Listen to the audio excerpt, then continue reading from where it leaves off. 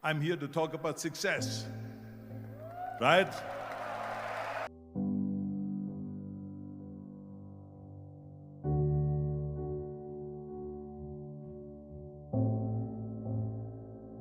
The first rule of success is to have a vision. You see, if you don't have a vision of where you go, and if you don't have a goal where you go, you drift around and you never end up anywhere. It's like you can have the best ship in the world, you can have the best airplane in the world. If the pilot or the captain doesn't know where to go, it would just drift around. It would not end up anywhere, or most likely in the wrong place. So I was very fortunate that I stumbled onto my vision. I mean, as you know, I was born in 1947 in Austria after the Second World War. And I didn't really like Austria when I grew up. I couldn't wait to get out of there. I couldn't see myself becoming a farmer or a worker in a factory or anything like that. Even though my parents wanted me to stay there and have a normal life. My father wanted me to become a police officer like he was. My mother wanted me just to stay there and marry a girl with the name of Heidi, hopefully, and have a bunch of kids and run around like the Van Trapp family in The Sound of Music. But that was their vision, not mine. My vision was totally different. I felt that I was born for something special, for something unique, for something big. You know how great it felt that I knew where I was going? Imagine the majority of people don't know where they're going. When you have a goal, when you have a vision, everything becomes easy. Because remember that in America, for instance, when you study, you will see the percentage of people that like their jobs. 74% hate their job in America. Now, there is not much different when you come to Europe. The majority of people don't like what they're doing because they're really not doing it because they didn't have a goal and they followed this goal. They just aimlessly drift around, and then all of a sudden there's a job opening, so they get that job because you have to work. But then when you work, it's a chore. It's work. It's not fun. So if you think about, only a quarter of the people really enjoy what they're doing in life. That is unbelievable if you think about it. So I felt so blessed that I knew what I was doing. It's like a medical student that studies and knows he wants to become a doctor. You know where to go. So I knew where to go. So people always ask me, when they saw me in the gym in the pumping iron days, they say, why is it that you're working out so hard?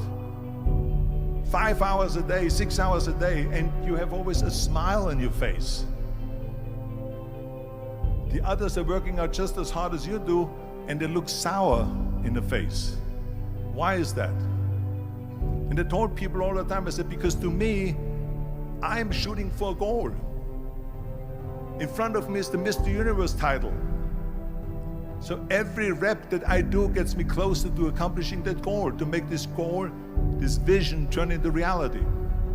Every single set that I do, every repetition, every weight that I lift will get me a step closer to turn this goal into reality. So I couldn't wait to do another 500-pound squat. I couldn't wait to do another 500-pound bench press. I couldn't wait to do another 2,000 reps of sit-ups. I couldn't wait for the next exercise, for the next half hour of posing and all the kind of things that you have to do to be a champion. And with the age of 20, I went to London and I won the Mr. Universe contest as the youngest Mr. Universe ever. And it was because I had a goal. So let me tell you something, visualizing a goal and going after it makes it fun. You got to have a purpose no matter what you do in life. You got to have a purpose. So that's rule number one, have a vision. Rule number two is, don't listen to the naysayers. Don't listen to the naysayers.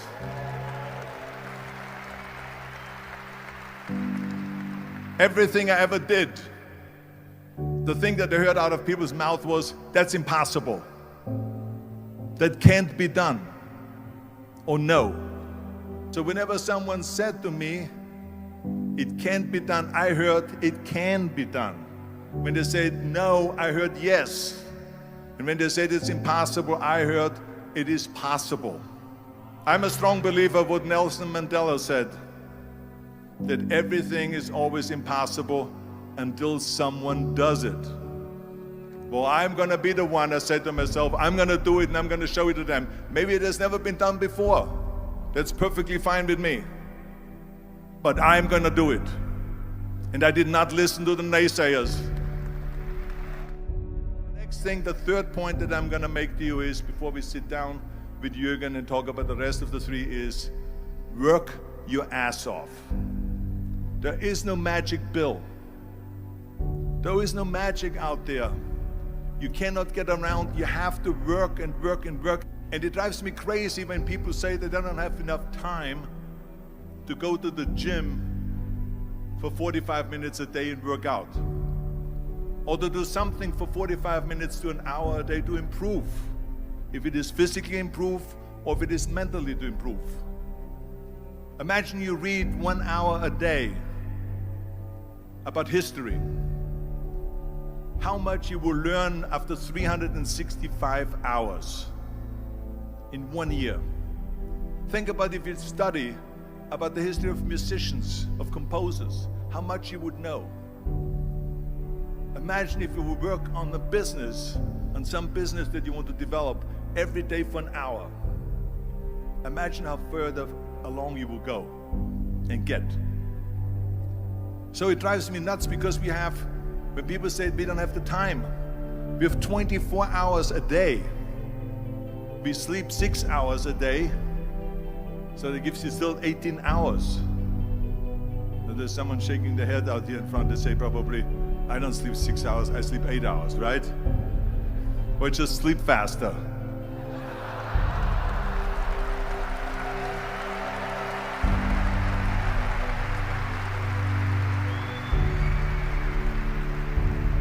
So we have 18 hours a day. The average person works around 8 to 10 hours. So let's assume it's 10 hours, so if you have 8 hours left, then you travel around an hour a day, maybe 2 hours a day. So now you have still 6 hours left. So what do you do with these 6 hours? What do you do with these 6 hours? Then we eat a little bit, then we schmooze a little bit, talk a little bit to people and all that stuff.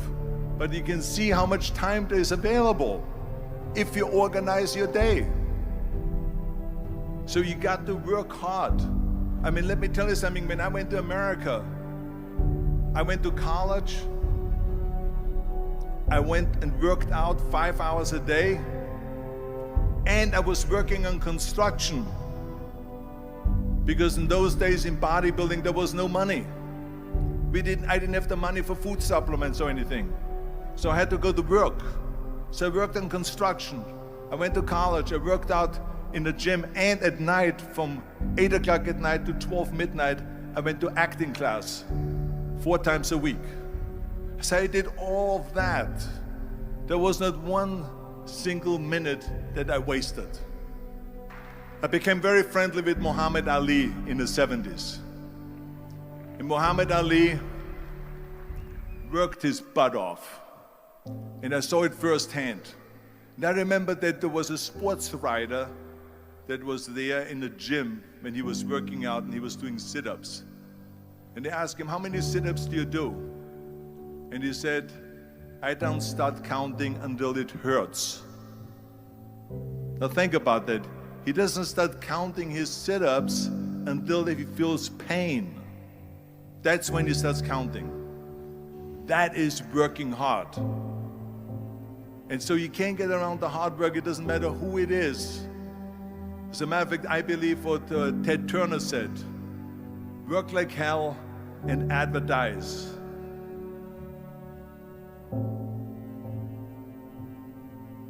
You get it?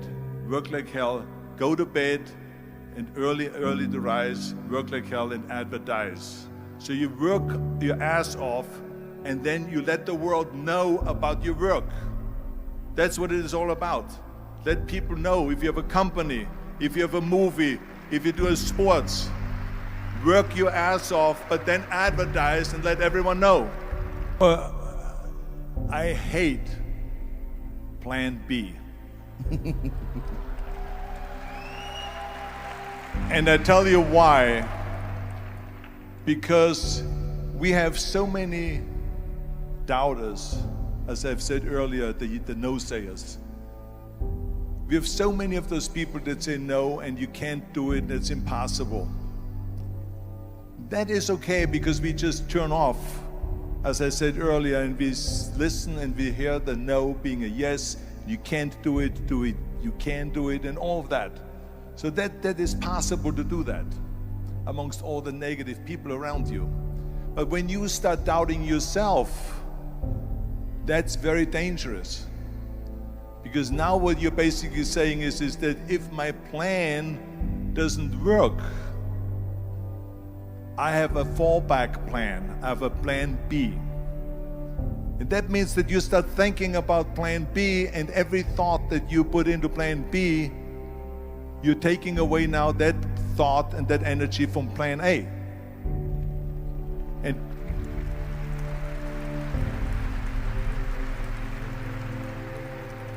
And it's very important to understand that we function better if there is no safety net, because plan B becomes a safety net. It says that if I fail, then I fall and I get picked up and I have something else there that will protect me.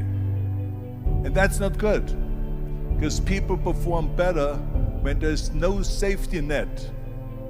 People perform better in sports and everything else if you don't have a plan B. To me, it is very dangerous to have a plan B, because you're cutting yourself off from the chance of really succeeding. And the reason, one of the main reasons why people want to have a plan B is because they are worried about failing. What is if I fail, then I don't have anything else? Well, let me tell you something, don't be afraid of failing, because there's nothing wrong with failing. You have to fail in order to climb that ladder. There's no one that doesn't fail. We all fail. It's okay.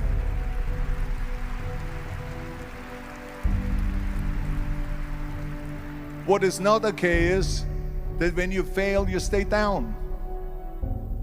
Whoever stays down is a loser. And winners will fail and get up, fail and get up, fail and get up. You always get up. That is a winner. That is a winner. Hey, we all lose. We all have losses. This is okay. And this is why I say don't be worried about losing, because when you're afraid of losing, then you get frozen. You get stiff. You're not relaxed. You got to be, in order to perform well in anything, if it's in boxing or if it is on your job or with your thinking, is only happening when you relax. So relax. It's okay to fail. Let's just go all out and give it everything that you got. That's what it is all about. So don't be afraid to fail. This is one of my 6 rules to success. You can only feel complete as a person if you think about what can you do for your fellow member around you that maybe needs help. I felt like that. Everyone has a different motivation why you get into that.